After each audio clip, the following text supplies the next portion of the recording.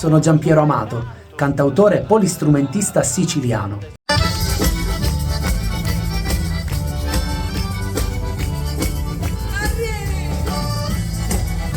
Sicuramente molti di voi mi conoscono sotto diverse sfaccettature delle mie attività che riguardano la tradizione e la cultura musicale siciliana, ma oggi voglio parlarvi della mia attività principale, del mio progetto che si chiama Mascio Tempo, frutto di un costante lavoro intrecciato tra amore, passione, dedizione, ma soprattutto perseveranza per tutelare le nostre radici, la nostra identità siciliana.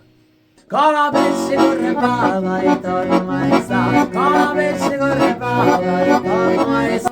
Da anni mi occupo della ricerca e dello studio delle radici del popolo siciliano, dei suoi usi e dei suoi costumi, attraverso testimonianze dirette, ma soprattutto attraverso i testi di Giuseppe Pitrè e Alberto Favara. Amori chi m'ha fatto male.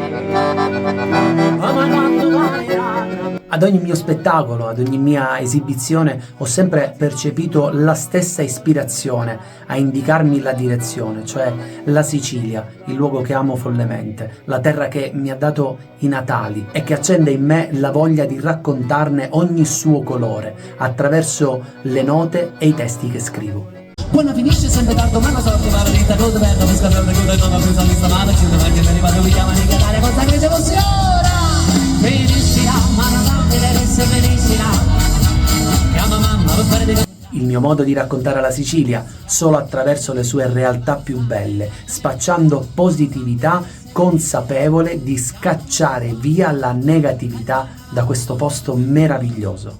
Canta e sono e canto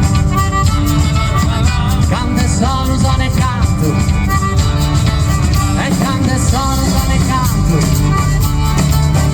canta e sono e canto.